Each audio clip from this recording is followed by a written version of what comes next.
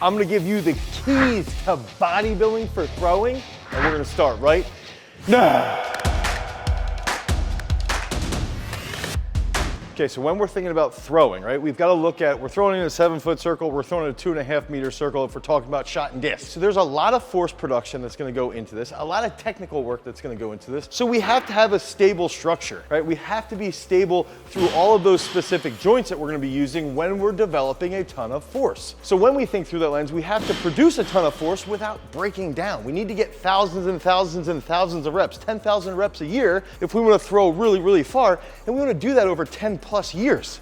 Okay, if we want to get to that really elite level, or if we just want to do it for fun. So when we start to think about it, there's a lot that can go wrong. There's a lot of breakdown that can happen if we're not doing specific things to provide that structural integrity. So what I like to do when I'm thinking about bodybuilding, okay, when I'm thinking through the lens of a thrower, okay, where are specific muscle groups that we might be neglecting, or where are areas that are going to be taking on a lot of force, okay, and we want to target those specific areas with bodybuilding exercises, and that's going to take us into that first key group. Okay, so the first area that we want to focus on is going to be our entire upper back. Okay, so we're going to be doing a lot of pressing. We're going to be doing a lot of dumbbell work, right?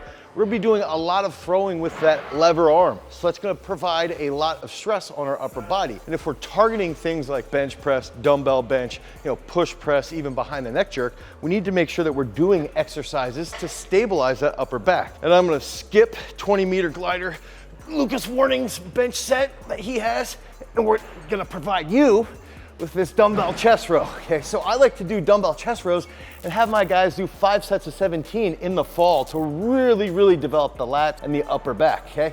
And if you don't wanna do dumbbell chest row, you could do meadow swings, you could do pause with Ys, anything to really help improve that structural integrity in the back. Now, one thing that I also really like to have my throwers doing, and a lot of throwers out there neglect this or they ignore it, is going to be pull-ups, okay? So if we can have our big time throwers, men and women, execute pull-ups, we know that their lats are gonna be strong, okay? We know that their upper back's gonna be mobile. They can do pauses down in the hole here. And if they're doing them properly, we also know that their bicep will have a little bit of targeted training, which is gonna help when they decelerate on the finish. So that first key area is gonna be lats, upper back, a little bit of biceps, dumbbell chest row, sets of 17, pull-ups, sets of 7 to 9, and make sure your throwers, like Lucas, are actually doing a dead hang. There's tension in the room. We got 1965 Jeff talking with 20-meter Lucas. They're gonna have an old-fashioned Donnybrook. Now, we're gonna give you that second key area. That's gonna be all of our lower back and posterior chain, okay? Now, I'm gonna give you one bodybuilding movement that I absolutely love, and I'll give you another alternative, but this movement will target the glutes, target the hamstrings so you get hip extension, and target that lower back. So if we can think about the erector spinae and having 3 different muscles, okay? So we're gonna have a muscle right next to the spine, the spinalis, okay? Then we're gonna have the longissimus. Okay, and then we're gonna have the muscle that's on the outside that I can't think of the name right now. When we're training the reverse hyper, we've gotta focus on the erectors. We gotta focus a little bit on the QL. Okay, we wanna really squeeze with the glutes so we get good, strong hip extension. We wanna see that when we're finishing a throw here, right? This is hip extension. We're gonna squeeze that glute through and the quads. Okay, so the exercise that we're gonna use is going to be the reverse hyper. And I like to do, again, 3 sets of 25, 3 sets of 30. These are bodybuilding rep schemes, okay? And the one thing we wanna focus on is filling up our air here with our gut. Here, long legs. Oh.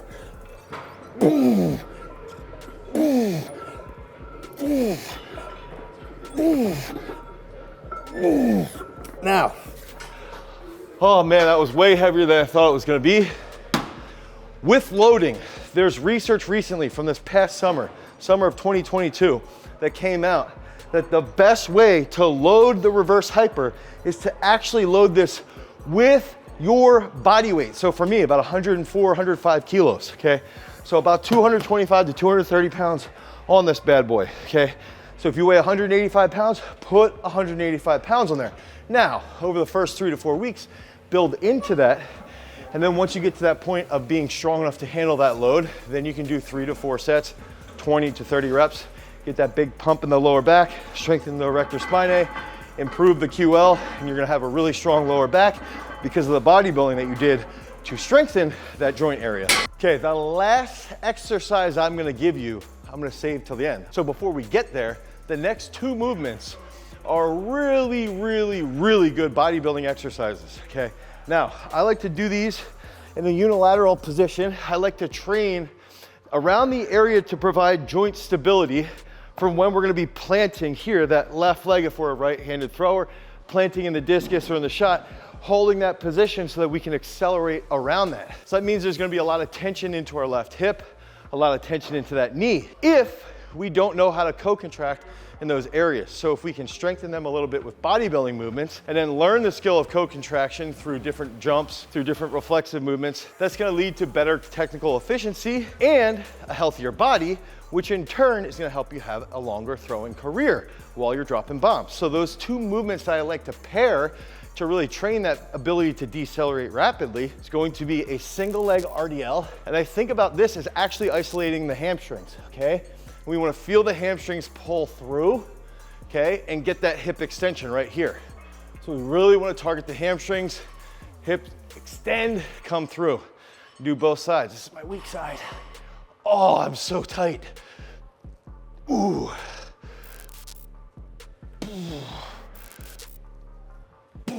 Okay, so we'll do, let's say, 7 on each side. I like to superset that with another movement that's gonna really target my quads. So if we can do 3 to 4 sets with minimal rest. Remember, bodybuilding, high reps, minimal rest, typically isolating areas, right? So in this case, we're really gonna be targeting the quads, and I'm even gonna show you a little trick that I like to do with our ankle.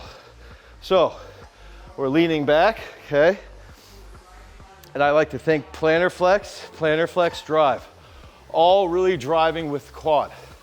Okay, remember, right here, that's the position that we're in. A lot of people think you extend here on the finish, okay? This is not how people throw. I can show you, watch Val Allman. She does not throw here, she throws here, okay?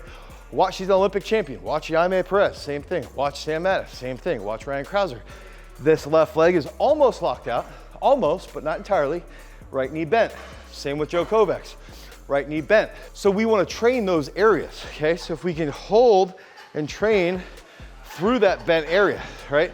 That's going to really blow up our quads quite a bit while we're achieving what we're doing with that ankle. Now, if we pull back nice and controlled and nice and slow, and then drive and really think that as we're driving, we really want to plantar flex. So now we're actually training the ankle, okay? So we're training the ankle on the way back entirely. We actually want to feel that as we drive forward. Again, a little bit in our quads, obviously, a little bit in our glutes, but more so in that Achilles, okay? So now we're here, we're plantar flexing, coming out, we want to feel this quad. We want to feel that Achilles here when we're pushing. We want to feel the quad, okay? And a little bit of that Achilles when we're pulling back. And we're supersetting that with single leg RDLs to target this hamstrings so we can get a really good co-contraction in that knee joint to provide that good stability. So as we're accelerating the implement on the finish, we're decelerating on that non-dominant side, and that helps us with that lever arm. Now the last exercise that I'll show you. So we're gonna do the last one for this video as the last exercise, except it's 2 exercises. So I know earlier I had mentioned about doing that supporting muscle group, right? So doing the upper back or doing lats, doing hamstrings and quads, but also doing, you know, the erector spinae work on the reverse hyper. And if you don't have a reverse hyper, you could do a glute ham. I did forget to mention that as well. You could do a glute ham that's banded, or a Roman chair that's banded, or even just a good morning that's banded if you want to train that area. Now this movement is actually going to be one of the prime movers, okay?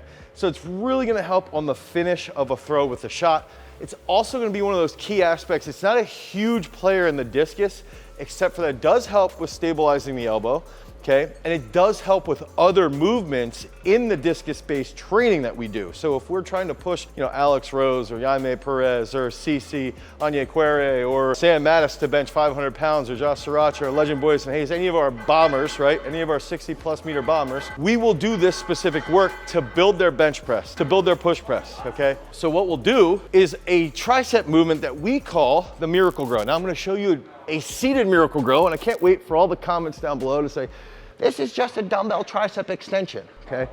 Now, this is a seated Miracle Grow. I just hit myself in the head. I'm gonna get nice and deep, nice and deep. Good elbow flexion, drive up and extend rapidly. Boom, okay? So, the reason why we call that a Miracle Grow is actually because the next movement, my brother and I invented in our garage when we had no access to machines. So this movement is indeed a Miracle Grow, okay?